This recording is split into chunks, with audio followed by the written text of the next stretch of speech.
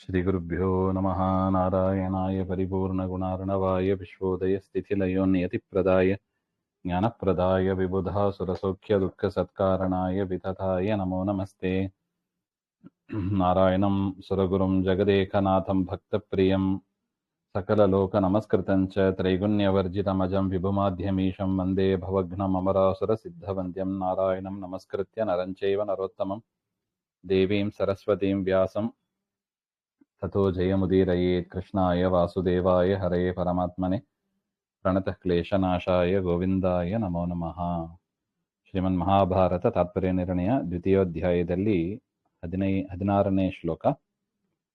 ಭೂಭಾರಹಾರಿಣೋ ವಿಷ್ಣೋಃ ಪ್ರಧಾನಾಂಗಂ ಹಿ ಮಾರುತಿಃ ಮಾಗಧಾದಿವಧಾದೇವ ದುರ್ಯೋಧನವಧಾದಪಿ. ಹಿಂದಿನ ಶ್ಲೋಕಗಳಲ್ಲಿ ತಿಳಿಸಿದಂತೆ ಮಹಾಭಾರತದಲ್ಲೂ ಕೂಡ ವಿಷ್ಣುವೇ ಸರ್ವೋತ್ತಮನಾಗಿದ್ದಾನೆ ಹಾಗೆಂಬುದನ್ನ ತಿಳಿಸಿಕೊಟ್ರು. ಯಾಕೆ? ಕೃಷ್ಣನ ಅಧೀನದಲ್ಲಿ ಬ್ರಹ್ಮದೇವರು, ವಾಯುದೇವರು ಎಲ್ಲರೂ ಇದ್ರು ಹಾಗೆ ಅಂತ. ಅದೇ ತರ ವೇದವ್ಯಾಸರೇ ಬ್ರಹ್ಮಾದಿಗಳಿಗೂ ಪಾಂಡವರಿಗೂ ಕೂಡ ಉಪದೇಶ ಮಾಡುವ ಕರ್ತೃಗಳಾಗಿದ್ರು. ಹಾಗಂದ್ರೆ ಏನು?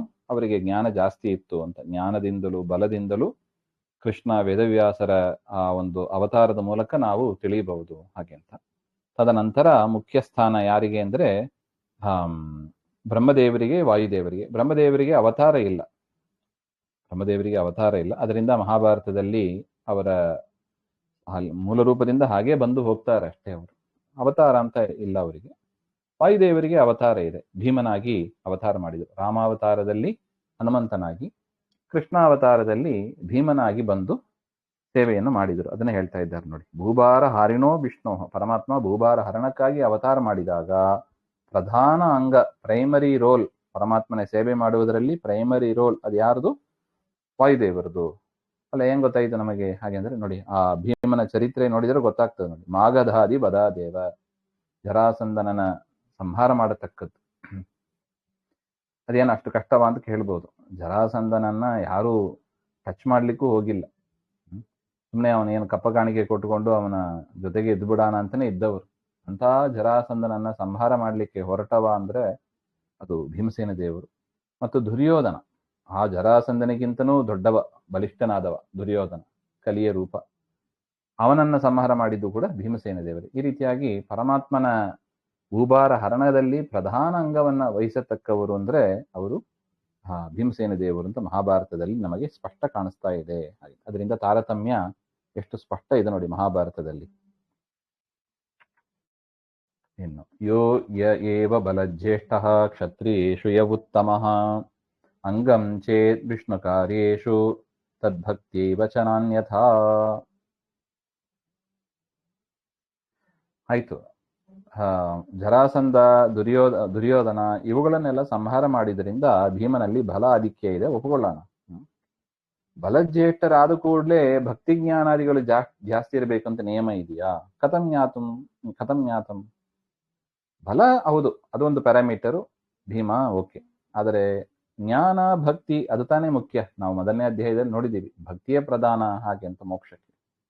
ಅದನ್ನು ತೀರ್ಮಾನ ಮಾಡೋದು ಹೇಗೆ ಹಾಗೆ ಅಂದ್ರೆ ಅದಕ್ಕೆ ಹೇಳ್ತಾ ಇದ್ದಾರೆ, ದೇವಾವತಾರೇಶು ಕ್ಷತ್ರಿಯೇಷು. ದೇವತೆಗಳ ಅವತಾರಗಳು ಕ್ಷತ್ರಿಯರಾಗಿ ಹುಟ್ಟಿದಾಗ, ಅಂದ್ರೆ ದೇವತೆಗಳು ಕ್ಷತ್ರಿಯರಾಗಿ ಹುಟ್ಟಿದಾಗ ಯಾರು ಬಲಜ್ಯೇಷ್ಠರೋ ಅವರೇ ಭಕ್ತಿ ಜ್ಞಾನಾದಿಗಳಿಂದಲೂ ಕೂಡ ಉತ್ತಮರಾಗಿ ಇರ್ತಾರೆ. ಇದು ನಿರ್ಣಯ. ಎಷ್ಟು ಚಂದ ಇದೆ ನೋಡಿ ವಿಚಾರ. ದೇವತೆಗಳು ಕ್ಷತ್ರಿಯರಾಗಿ ಹುಟ್ಟಿದಾಗ ಯಾರು ಬಲಜ್ಯೇಷ್ಠರಾಗಿ ಇರ್ತಾರೋ ಅವರು ಜ್ಞಾನ, ಭಕ್ತಿ ಮೊದಲಾದವುಗಳಿಂದಲೂ ಕೂಡ ಅವರು ಜ್ಯೇಷ್ಠರೇ ಆಗಿರ್ತಾರೆ. ಇದು ಯಾರಿಗೆ? ಎಲ್ಲಾ ಕ್ಷತ್ರಿಯರಿಗೂ ಅಪ್ಲಿಕಬಲ್ ಅಲ್ಲ. ದೇವತೆಗಳು ಕ್ಷತ್ರಿಯರಾಗಿ ಹುಟ್ಟಿ ಬಂದಾಗ ಅಂತ ಅಂಡರ್ಲೈನ್ ಮಾಡ್ಕೋಬೇಕು. ಇನ್ನು ಬ್ರಾಹ್ಮಣೇಶು ಆದಿಕ್ಕೆ ಅನ್ಯದೇವ ನಿಮಿತ್ತಂ ವಕ್ಷ್ಯತೆ ಇತಿ ಕ್ಷತ್ರಿಯೇಶು ಇತ್ಯುಕ್ತಂ. ಅದು ನೀವು ಕ್ಷತ್ರಿಯರಲ್ಲಿ ಅಂತ ಹೇಳಿದ್ರೆ, ಮತ್ತೆ ಬ್ರಾಹ್ಮಣರಲ್ಲಿ ಹೇಗೆ ಹಾಗೆ ಅಂದ್ರೆ ಬ್ರಾಹ್ಮಣರಲ್ಲಿ ಜ್ಞಾನದಿಂದಲೇ, ಯಾರಿಗೆ ಜ್ಞಾನ ಜಾಸ್ತಿ ಇದೆ ಅವರೇ ದೊಡ್ಡವರು ಹಾಗೆ ಅಂತ. ಬಲಮಪಿ ವಿಷ್ಣು ಭಕ್ತಿಯ ಭೂಭಾರ ಹರಣೆ ವಿಷ್ಣು ಕಾರ್ಯೇ ಅಂಗಂ ಚೇ ತದೇವ ಸರ್ವಾಧಿಕ್ಯ ಹೇತು ನ ಬಲಮಾತ್ರಂ ಇತ್ಯತಃ ಅಂಗಂ ಚೇತ್. ಆ ಬಲವೂ ಕೂಡ ಏನಾಗಿರ್ಬೇಕು? ವಿಷ್ಣುವಿನ ಕಾರ್ಯದಲ್ಲಿ ಅದು ವಿಷ್ಣು ಸೇವೆ ಆಗಿರ್ಬೇಕು. ಅದು ಹಾಗಿದ್ರೆ ಮಾತ್ರ ಬಲ ಜಾಸ್ತಿ ಇದ್ದಾಗ, ಬಲ ಕಾರ್ಯ ಆದಾಗ ಅದು ಸರ್ವಾಧಿಕ್ಯವನ್ನ ಸೂಚನೆ ಮಾಡತಕ್ಕ ಹೇತುವಾಗ್ತದೆ. ಸುಮ್ಮನೆ ಬಲ ಇದೆ ಅಂತ ಹೇಳಿ ಅದು ದೇವ ಪರಮಾತ್ಮನ ಕಾರ್ಯ ಆಗಿರೋದೇ ಇಲ್ಲ. ಸುಮ್ಮನೆ ಏನೋ ಒಂದು ಹೋಗಿ ಅಂತ ಇನ್ನೊಬ್ಬರನ್ನ ಕ್ಷತ್ರಿಯರನ್ನ ಸದೆ ಬಡಿಯೋದು, ಬಲ ಪ್ರದರ್ಶನ ಮಾಡೋದು, ಅಂತ ಸಂದರ್ಭದಲ್ಲಿ ಅವರು ಗುಣಜ್ಯೇಷ್ಠರು ಅಂತ ತಿಳಿಬಾರ್ದು. ಪರಮಾತ್ಮನ ಸೇವೆಯಾಗಿರ್ಬೇಕು ಮತ್ತು ಬಲಜ್ಯೇಷ್ಠರಾಗಿರ್ಬೇಕು. ಅಂತಹ ಸಂದರ್ಭದಲ್ಲಿ ಅವರು ಜ್ಞಾನ ಭಕ್ತಿಯಾದಿಗಳಿಂದ ಶ್ರೇಷ್ಠರೇ ಆಗಿರ್ತಾರೆ ಅಂತ ಎರಡು ವಿಚಾರವನ್ನ ಇಲ್ಲಿ ತಿಳಿಸಿಕೊಟ್ಟಿದ್ದಾರೆ. ತದ್ಬಲಂ ವಿಷ್ಣೋಃ ಕಾರ್ಯೇಷು ತಸ್ಯ ವಿಷ್ಣೋಃ ಭಕ್ತ್ಯಂಗಂ ಚೇತ್ ತರ್ಹಿ ಆಧಿಕ್ಯಂ ಅನುಮಾಪಕಂ. ಅಂತ ಸಂದರ್ಭದಲ್ಲಿ ಮಾತ್ರ ವಿಷ್ಣುವಿನ ಸೇವೆಯಾಗಿರ್ಬೇಕು, ಬಲಜ್ಯೇಷ್ಠ ಆಗಿರ್ಬೇಕು. ಅಂಥದ್ರಲ್ಲಿ ಮಾತ್ರ ಭಕ್ತಿಯಾದಿಗಳು ಕೂಡ ಜಾಸ್ತಿ ಇದೆ ಅಂತ ನಾವು ತಿಳ್ಕೋಬೇಕು. ಅನ್ಯಥಾ ನೈವಂ ಅನುಮಾಪಕಂ. ಆ ಥರ ಇಲ್ಲದೆ ಹೋದರೆ ಆ ರೀತಿಯಾಗಿ ನಾವು ಕಲ್ಪನೆ ಮಾಡ್ಕೋಬಾರದು. ಬಲ ಮಾತ್ರಸ್ಯ ವ್ಯಭಿಚಾರಾತ್. ಬಲಂ ನೈಸರ್ಗಿಕಂ ತಚ್ಚೇತ್ ವರಾಸ್ತ್ರಾದೇಸ್ತದನ್ಯಥಾ ಅನ್ಯಾವೇಶ ನಿಮಿತ್ತಂ ಚೇತ್ ಬಲಂ ಅನ್ಯಾತ್ಮಕಂ ಹಿ ತತ್. ಅಲ್ಲ, ನೀವು ಆ ರೀತಿಯಾಗಿ ಹೇಳಿದ್ರು ಕೂಡ ವ್ಯಭಿಚಾರ ಬರುತ್ತದೆ ಹಾಗೆ ಅಂತ ಹೇಳ್ತಾರೆ. ಯಾರಲ್ಲಿ ಬಲಜ್ಯೇಷ್ಠರೋ ಯದ್ಯಪಿ ವಿಷ್ಣು ಸೇವೆಗಾಗಿಯೇ ಮಾಡ್ತಾರೆ, ಬಲಜ್ಯೇಷ್ಠರಾಗಿದ್ದಾರೆ, ಆದರೂ ಕೂಡ ತಾರತಮ್ಯದಲ್ಲಿ ಚ್ಯುತಿ ಬಂತು ನೋಡಿ. ಉದಾಹರಣೆಗೆ ಹೇಳ್ತಾರೆ, ಅರ್ಜುನೇ ಅಶ್ವತ್ಥಾಮ ಅಪೇಕ್ಷೆಯ ಅಂಗಭೂತಸ್ಯ ಬಲಸ್ಯ ಸಂಭವೇಪಿ ಸ್ವರೂಪಾಧಿಕ್ಯ ಅಭಾವಾತ್. ಅರ್ಜುನ ದೊಡ್ಡವನು, ಅಶ್ವತ್ಥಾಮ ದೊಡ್ಡವನು. ಹಾಗೆಂದ್ರೆ ಬಲದಲ್ಲಿ ಅಶ್ವತ್ಥಾಮರು ದೊಡ್ಡವರು. ಆದರೆ ಅರ್ಜುನ ಮಹಾಭಾರತ ಯಾಕಂದ್ರೆ ಅಶ್ವತ್ಥಾಮರು ಅಂದ್ರೆ ರುದ್ರದೇವರ ಅವತಾರ, ಅರ್ಜುನ ಅಂದ್ರೆ ಇಂದ್ರನ ಅವತಾರ.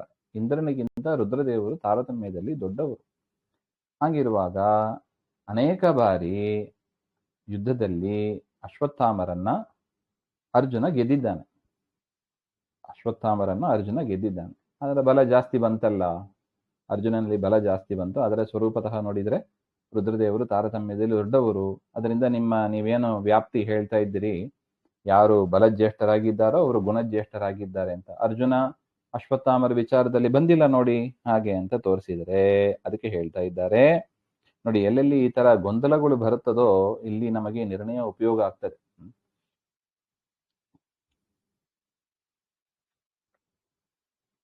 ಬಲಂ ನೈಸರ್ಗಿಕಂ ತಚ್ಚೇತ್ ವರಾಸ್ತ್ರಾದೇಹ. ಅದು ಬಲ ಹೇಗಾಗಿರ್ಬೇಕು?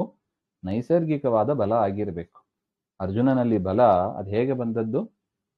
ನರನ ಆವೇಶ ಇದೆ ಮತ್ತು ಪರಮಾತ್ಮನ ಒಂದು ಆವೇಶವು ಕೂಡ ಆ ಸಂದರ್ಭದಲ್ಲಿ ಬಂತು ಅಂತ ಹೇಳ್ತಾ ಇದ್ದಾರೆ. ಅದರಿಂದ ಅರ್ಜುನದ್ದು ನೈಸರ್ಗಿಕವಾದ ಬಲ ಇಲ್ಲ, ಅವನೊಬ್ಬನೇ ಇದ್ದಿಲ್ಲ, ಅವನಲ್ಲಿ ನರನ ಆವೇಶ ಇದೆ. ನರ ಅಂದ್ರೆ ಯಾರು? ಶೇಷದೇವರ ಅವತಾರ ನೋಡಿ. ಶೇಷ ರುದ್ರ ತಾರತಮ್ಯದಲ್ಲಿ ಸಮಕಕ್ಷೆಯವರು. ಅದರಿಂದ ಆ ಬಲ ಏನಾಗಿರ್ಬೇಕು ನೋಡಿ, ಮೊದಲು ವಿಷ್ಣುವಿನ ಸೇವೆಯಾಗಿರ್ಬೇಕು ಮತ್ತು ಬಲ ಜಾಸ್ತಿ ಇರಬೇಕು. ಆ ಬಲವು ಹೇಗಿರ್ಬೇಕು ಹಾಗೆಂದ್ರೆ ನೈಸರ್ಗಿಕವಾಗಿ ಇರಬೇಕು. ವರದ ಬಲ ಇರಬಾರ್ದು ಅಂತ ಹೇಳ್ತಾರೆ. ವರದಿಂದಲೋ ಅಥವಾ ಇನ್ನೊಬ್ಬರ ಆವೇಶದಿಂದ ಬಂದರೋ ಅದು ಅವರಿಗೆ ಸಂಬಂಧಪಟ್ಟದ್ದು. ಉದಾಹರಣೆಗೆ ರಾವಣನ್ ತೆಗೆದುಕೊಂಡ್ರೆ ಅವನಿಗೆ ಎಲ್ಲರನ್ನು ಸೋಲಿಸ್ತಾನೆ, ಇಂದ್ರಾದಿಗಳನ್ನು ಸೋಲಿಸ್ತಾನೆ. ಹಾಗೆಂದ್ರೆ ಇಂದ್ರನಿಗಿಂತ ರಾವಣ ದೊಡ್ಡವ ಅಂತ ಹೇಳಿಕ್ಕಾಗ್ತದಾ? ವಿಷ್ಣುವಿನ ಸೇವೆಯೂ ಇಲ್ಲ ರಾವಣನ ಯುದ್ಧದಲ್ಲಿ. ಯದ್ಯಪಿ ಬಲಜ್ಯೇಷ್ಠನಾಗಿದ್ದಾನೆ ಅವನು, ಇಂದ್ರನಿಗಿಂತ ಜ್ಯೇಷ್ಠ. ಆದರೆ ಅದು ಯಾರ ಬಲ? ಅದು ಅವನ ನೈಸರ್ಗಿಕ ಬಲ ಅಲ್ಲ, ರಾವಣನ. ಅದು ಬ್ರಹ್ಮದೇವರ ಬಲ ಇತ್ತು, ರುದ್ರದೇವರ ವರ ಇತ್ತು. ಅದರಿಂದ ಅವನು ಅಷ್ಟು ಶ್ರೇಷ್ಠನಾದೆ ಬರ್ತು. ಅದರಿಂದ ಇಂದ್ರನನ್ನ ಗೆಲ್ಲಿಕ್ಕಾಯ್ತು. ಅದರಿಂದ ರಾವಣನ ಬಲ ಅದು ನಿಜವಾಗ್ಲೂ ರಾವಣನಿಗೆ ಸೇರಿದ್ದ ಹಾಗೆಂದ್ರೆ ಇಲ್ಲ, ಅದು ಬ್ರಹ್ಮದೇವರಿಗೆ ಸೇರಿದ್ದು, ರುದ್ರದೇವರಿಗೆ ಸೇರಿದ್ದು. ಅವರ ವರದಿಂದ ಇವನು ಗೆದ್ದ ಅಂತ. ಅಂತಹ ಸಂದರ್ಭದಲ್ಲಿ ಬಲಂ ಅನ್ಯಾತ್ಮಕಂ ಹಿ ತತ್. ಅದು ಬೇರೆಯವರಿಗೆ ಸಂಬಂಧಪಟ್ಟದ್ದಾಗ್ತದೆ ಹೊರತು ಆ ವ್ಯಕ್ತಿಗೆ ಸಂಬಂಧಪಟ್ಟಂತೆ ಬಲ ಆಗಿರೋದಿಲ್ಲ. ಅದರಿಂದ ಬಲ ತಾರತಮ್ಯವನ್ನು ಹೇಳತಕ್ಕ ಬಲ ಅದು ಹೇಗಿರ್ಬೇಕು? ನೈಸರ್ಗಿಕ, ನ್ಯಾಚುರಲ್ ಆಗಿರ್ಬೇಕು. ಇನ್ನೊಬ್ಬರು ಕೊಟ್ಟು ವರ ಆವೇಶದಿಂದ ಬಂದಿರಬಾರದು ಅಂತ ಬಲ ಇದ್ದರೆ, ಈಗ ನೋಡಿ ಭೀಮನಲ್ಲಿ ಅದು ನೈಸರ್ಗಿಕ ಬಲ. ಯಾವನು ಬ್ರಹ್ಮದೇವರ ಹತ್ರನೋ ರುದ್ರದೇವರ ಹತ್ರ ವರ ಪಡ್ಕೊಂಡು ಬಂದಿಲ್ಲ, ಅಥವಾ ವಿಷ್ಣುವಿನ ಹತ್ರನೋ ವರ ಪಡ್ಕೊಂಡು ಬಂದಿಲ್ಲ ಭೀಮಸೇನ ದೇವರು. ನೈಸರ್ಗಿಕವಾದ ಬಲ. ಹನುಮಂತ ದೇವರು ಅಷ್ಟೇ, ನೈಸರ್ಗಿಕವಾದ ಬಲ. ಅದರಿಂದ ಅಂತಹ ಸಂದರ್ಭದಲ್ಲಿ ಬಲ ಜಾಸ್ತಿ ಇದ್ದಾಗ ಗುಣಗಳು ಜಾಸ್ತಿ ಇರುತ್ತದೆ ಹಾಗೆ ಅಂತ.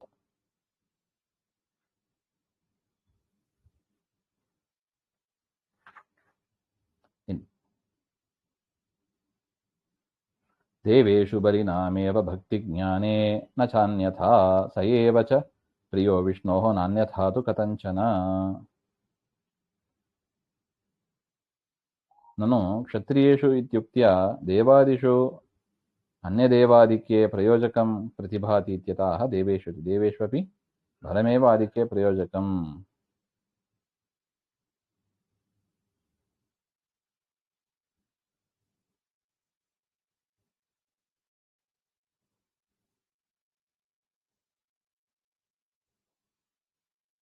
ನೋಡಿ, ಪರಮಾತ್ಮನ ಅಂತಹ ಬಲ ಇದ್ರೆ ದೇವರು ಪ್ರೀತನಾಗ್ತಾನೆ ಹಾಗೆಂತ ಹೇಳ್ತಾರೆ.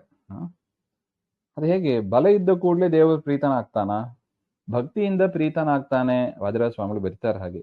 ನಾನು ಜ್ಞಾನಾಧಿಕ್ಯೇನವಾ ಭಕ್ತಿಯಾಧಿಕ್ಯೇನವಾ ವಿಷ್ಣು ಪ್ರೇಮಾಧಿಕ್ಯೇನವಾ ಆಧಿಕ್ಯಂ ವಾಚ್ಯಂ. ದೊಡ್ಡವರು ಅಂತ ಹೇಗೆ ಹೇಳೋದು ನಾವು? ಜ್ಞಾನದಲ್ಲಿ ದೊಡ್ಡವರಾಗಿರ್ಬೇಕು, ಭಕ್ತಿಯಲ್ಲಿ ದೊಡ್ಡವರಾಗಿರ್ಬೇಕು, ಅಥವಾ ಪರಮಾತ್ಮನ ಅನುಗ್ರಹವನ್ನ ಪಡೆದವರಲ್ಲಿ ದೊಡ್ಡವರಾಗಿರ್ಬೇಕು. ಆ ರೀತಿಯಾಗಿದ್ದಾಗ ದೊಡ್ಡವರು ಅಂತ ಹೇಳುವರು. ಕೇವಲಂ ಬಲಾಧಿಕ್ಯೇನ ಕಥಂ ಆಧಿಕ್ಯಂ. ಕೇವಲ ಬಲ ಜಾಸ್ತಿ ಇದೆ ಅಂತ ಹೇಳಿ ತಾರತಮ್ಯದಲ್ಲಿ ಮೇಲಕ್ಕಿದ್ದಾರೆ ಅಂತ ಹೇಗೆ ಹೇಳೋದು? ಹಾಗೆಂದ್ರೆ ತಥಾ ಸತಿ ಉಪದೇಷ್ಟೃ ಗುರು ಸಕಾಶಾದಪಿ ಮಲ್ಲಾನಾಂ ಆಧಿಕ್ಯ ಪ್ರಸಂಗಾದಿತ್ಯತಃ ದೇವೇಶು ಬಲಿನಾಮೇವ. ಅನೇಕ ಮಲ್ಲರು ಇರ್ತಾರೆ, ಗುರುಗಳ ಪ್ರಸಾದದಿಂದ ಅವರು ವಿದ್ಯೆಯನ್ನು ಪಡ್ಕೊಂಡಿರ್ತಾರೆ, ಅವರು ಬಲಿಷ್ಠರಾಗಿ ಇರ್ತಾರೆ. ಹಂಗಂತ ತಾರತಮ್ಯದಲ್ಲಿ ದೊಡ್ಡವರು ಅಂತ ಹೇಳಕ್ಕಾಗ್ತದ? ಹಾಗೆ ಅಂದ್ರೆ ಅದಕ್ಕೆ ಹೇಳ್ತಾ ಇದ್ದಾರೆ ದೇವೇಶು ಮಲ್ಲಾದಿ ಮಾನುಷೇಶು ಗಜಾದಿ ಪಶುಷು. ನೋಡಿ, ಆನೆಗಳು ಇದೆ, ಬಲ ಜಾಸ್ತಿ ಇದೆ. ಹಾಗೆ ಅಂದ್ರೆ ಆನೆ ತಾರತಮ್ಯದಲ್ಲಿ ಜಾಸ್ತಿ ಅಂತ ಹೇಳಕ್ಕಾಗ್ತದ? ಮನುಷ್ಯರು ಮಲ್ಲರು, ಅವರಲ್ಲಿ ಬಲ ಜಾಸ್ತಿ ಇರುತ್ತದೆ. ಮನುಷ್ಯರಲ್ಲಿ ಅವರು ದೊಡ್ಡವರು ಅಂತ ಹೇಳಿಕ್ಕಾಗ್ತದ? ಹೇಳಿಕ್ ಬರೋದಿಲ್ಲ. ಮಲ್ಲರಲ್ಲಿ, ಮಲ್ಲ ಮೊದಲಾದವರಲ್ಲಿ, ಆನೆ ಮೊದಲಾದವರಲ್ಲಿ ಬಲಾಧಿಕ್ಯ ಅಪಿ, ಬಲ ಜಾಸ್ತಿ ಇದ್ರೂ ಕೂಡ ಜ್ಞಾನಾಧಿಕ್ಯ ಅದರ್ಶನ, ಜ್ಞಾನದ ಆಧಿಕ್ಯ ಇಲ್ಲ ಅಲ್ಲಿ. ಅದರಿಂದ ನಿಯಮ ಹೇಗೆ ಕೂಡುತ್ತದೆ ಹಾಗೆಂತ ಹೇಳಿದ್ರೆ ಅದಕ್ಕೆ ಹೇಳಿದ್ರು ದೇವೇಶು. ನಾವಿಲ್ಲಿ ಮಾತಾಡ್ತಾ ಇರೋದು ದೇವತೆಗಳ ವಿಚಾರ. ದೇವತೆಗಳು ಕ್ಷತ್ರಿಯರಾಗಿ ಭೂಮಿಯಲ್ಲಿ ಅವತಾರ ಮಾಡಿದಾಗ ಅದು ಬಲವೇ, ಬಲ ಇಸ್ ಎ ಇಂಪಾರ್ಟೆಂಟ್ ಪ್ಯಾರಾಮೀಟರ್. ಆ ಬಲವು ಯಾವುದಕ್ಕಾಗಿರ್ಬೇಕು? ವಿಷ್ಣುವಿನ ಸೇವೆಗಾಗಿ ಆಗಿರಬೇಕು, ನೈಸರ್ಗಿಕವಾಗಿ ಇರಬೇಕು. ಆ ರೀತಿಯಾಗಿ ಇದ್ದಾಗ ಅವರು ಜ್ಯೇಷ್ಠರು ಅಂತ ಆಗುತ್ತಾರೆ ಅಂತ ಒಟ್ಟು. ಅಂತ ಒಂದು ಬಲದಿಂದ ಪರಮಾತ್ಮ ಸಂತುಷ್ಟನಾಗ್ತಾನೆ. ನಾಣ್ಯಥಾದು ಕಥಂಚನ. ಇಲ್ಲದಿದ್ರೆ ಸಂತುಷ್ಟನಾಗಿ ಇನ್ನಷ್ಟು ಅನುಗ್ರಹ ಮಾಡ್ತಾನೆ, ಇಲ್ಲದಿದ್ರೆ ಮಾಡೋದಿಲ್ಲ. ಹಾಗೆ ಪರಮಾತ್ಮನ ಸೇವೆಗೆ ಅನುಗುಣವಾಗಿರ್ಬೇಕು. ಈಗ ನೋಡಿ, ಎಷ್ಟೋ ಹಣ ಸಂಪಾದನೆ ಮಾಡ್ತಾರೆ, ಪರಮಾತ್ಮನ ಸೇವೆಗೆ ಅದು ಮೀಸಲಾಗ್ತದ ಅಂತ ಸ್ವಲ್ಪ ಯೋಚನೆ ಮಾಡಿ. ಹಣ ಬಂದ ಕೂಡಲೇ ಸ್ವಾರ್ಥಕ್ಕೆ ಅಂತ ಸ್ವಾರ್ಥಕ್ಕೂ ಬಳಸಬೇಕು, ವಿಷ್ಣು ವೈಷ್ಣವರ ಸೇವೆಗಾಗಿಯೂ ಕೂಡ ಅದನ್ನ ಬಳಸಬೇಕು ಹಾಗೆ ಅಂತ. ಅದೇ ರೀತಿಯಾಗಿ ಹೇಗೆ ಸಂಪತ್ತಿಗೆ ಇದೆಯೋ ಅದೇ ತರ ಬಲಕ್ಕೂ ಇದೆ. ದೇವರು ಕೊಟ್ಟ ಬಲ ಅದನ್ನು ಯಾವುದಕ್ಕೆ ಬಳಸಬೇಕು? ದೇವರ ಸೇವೆಗಾಗಿ ಬಳಸಬೇಕು. ದೇವರು ಕೊಟ್ಟ ಇಂದ್ರಿಯ ಯಾವುದಕ್ಕೆ ಬಳಸಬೇಕು? ದೇವರು ಕೊಟ್ಟ ಮನಸ್ಸು ದೇವರ ಸೇವೆಗಾಗಿ ಬಳಸಬೇಕು. ಆಗ ಆಧಿಕ್ಯ ಬರ್ತದೆ ಹಾಗೆ. ತಸ್ಮಾತ್ ಯೋ ಬಲಜ್ಯೇಷ್ಠ ಸ ಗುಣಜ್ಯೇಷ್ಠ ಏವೇ. ವೆರಿ ಇಂಪಾರ್ಟೆಂಟ್ ಪ್ಯಾರಾಮೀಟರ್ ಇದು. ಮಹಾಭಾರತ ನಮಗೆ ನಿದರ್ಶನವಾಗುತ್ತದೆ ಹಾಗೆ ಅಂದ್ರೆ ಈ ಒಂದು ಆಸ್ಪೆಕ್ಟ್ ಅಲ್ಲಿ. ಯಾಕಂದ್ರೆ ಬಲ ಕಣ್ಣಾರೆ ಕಾಣ್ತದೆ. ಇಬ್ರು ಯುದ್ಧ ಮಾಡಿದ್ರೆ ನಮಗೆ ಗೊತ್ತಾಗ್ತದೆ ಯಾರು ಬಲಿಷ್ಠರು ಹಾಗೆ ಅಂತ. ವಾಲಿ ಸುಗ್ರೀವ ಯುದ್ಧ ಮಾಡಿದರು, ಸುಗ್ರೀವ ಸೋತ, ವಾಲಿ ಗೆದ್ದ ಅಂದ್ರೆ ಏನರ್ಥ? ಸುಗ್ರೀವನಿಗಿಂತ ವಾಲಿ ಬಲ ಜಾಸ್ತಿ ಹಾಗೆ. ಇದರಿಂದ ಈ ಬಲದ ಒಂದು ಆಸ್ಪೆಕ್ಟ್ ಇಟ್ಟುಕೊಂಡು ಯಾರು ದೊಡ್ಡವರು ಚಿಕ್ಕವರು ಅಂತ ನಾವು ತೀರ್ಮಾನ ಮಾಡೋದು. ಅದರಿಂದ ದೇವತೆಗಳಲ್ಲಿ ಯಾರು ಬಲಜ್ಯೇಷ್ಠರಾಗಿರ್ತಾರೋ ಅವರು ಗುಣಜ್ಯೇಷ್ಠರಾಗಿರ್ತಾರೆ. ಬಲಂ ಹಿ ಕ್ಷತ್ರಿಯೇ ವ್ಯಕ್ತಂ. ಕ್ಷತ್ರಿಯರಲ್ಲಿ ಪ್ರಾಕ್ಟಿಕಲ್ ಆಗಿ ಪ್ರೂವ್ ಮಾಡ್ಲಿಕ್ಕೆ ಸಾಧನವಾದ ಒಂದು ಪ್ಯಾರಾಮೀಟರ್ ಅಂದ್ರೆ ಯಾವುದು? ಬಲ. ಯುದ್ಧ ಮಾಡಿದ್ರೆ ಸಾಕು, ಗೊತ್ತಾಗ್ತದೆ. ನ್ಯಾಯತೆ ಸ್ಥೂಲ ದೃಷ್ಟಿಬಿಹಿ. ಇದು ಸ್ಥೂಲ ದೃಷ್ಟಿಗಳಿಗೆ ಸ್ಪಷ್ಟವಾಗಿ ಗೊತ್ತಾಗ್ಬಿಡುತ್ತದೆ. ಇವ್ರಿಗಿಂತ ಅವ್ರು ದೊಡ್ಡವರು ಅಂತಾನೆ ಹೇಳಿಬಿಡ್ತೀವಿ. ಅವ್ರ ಹತ್ರ ಅವ್ರ ತಂಟೆಗೆ ಹೋಗ್ಬೇಡಿ, ದೊಡ್ಡವರು ಬಲಜ್ಯೇಷ್ಠರು ಹಾಗೆ ಅಂತಾನೆ ಹೇಳ್ಬಿಡ್ತೀವಿ. ಈಗಲೂ ನೋಡಿ, ಈಗಲೂ ಇದು ವೆರಿ ಪ್ರಾಕ್ಟಿಕಲ್. ಈವನ್ ನಾವು ಅಂತ ದೊಡ್ಡ ದೊಡ್ಡ ದೇಶದವ್ರ ಜೊತೆಗೆ ಹೋಗಬೇಡಿ, ಯಾಕೆಂದ್ರೆ ದೊಡ್ಡವರು ಅವರು, ಯಾಕೆ? ಬಲ ಜಾಸ್ತಿ ಇದೆ. ನೋಡಿ, ಬಲ ಜಾಸ್ತಿ ಇದ್ರೆ ಅವರು ಫೈನಾನ್ಷಿಯಲಿ ಕೂಡ ಅವರು ಸ್ಟ್ರಾಂಗ್ ಆಗಿ ಇರ್ತಾರೆ, ಬೇರೆ ಆಸ್ಪೆಕ್ಟ್ ಅಲ್ಲೂ ಕೂಡ ಅವರು ಜಾಸ್ತಿ ಇರ್ತಾರೆ ಹಾಗೆ ಅಂತ. ಅದು ಈಗಲೂ ನಾವು ಕಾಣತಕ್ಕದ್ದಾಗಿದೆ. ಅದರಿಂದ ದೇವತೆಗಳಲ್ಲಿ ಯಾರು ಬಲಜ್ಯೇಷ್ಠರೋ ಅವರು ಗುಣಜ್ಯೇಷ್ಠರು. ಪರಮಾತ್ಮ ಅವರ ಮೇಲೆ ವಿಶೇಷ ಅನುಗ್ರಹ ಮಾಡ್ತಾನೆ. ಯಾಕೆಂದ್ರೆ ಬಲವೇ ಈ ದೊಡ್ಡವರು ಚಿಕ್ಕವರು ತೀರ್ಮಾನ ಮಾಡುವುದರಲ್ಲಿ ಸುಲಭವಾಗಿ ತಿಳಿದುಕೊಳ್ಳಿಕ್ಕೆ ಸಾಧ್ಯವಾದ ಒಂದು ವಿಚಾರ ಆಗಿದೆ ಹಾಗೆ ಅಂತ. ಅದನ್ನಂತೂ ಮತ್ತೆ ನೋಡೋಣ. ಶ್ರೀಮಧ್ವ ಅಂತರ್ಗತ ಶ್ರೀಕೃಷ್ಣ ಅರ್ಪಣಮಸ್ತು. ಶ್ರೀ ಹರೇ ನಮಃ.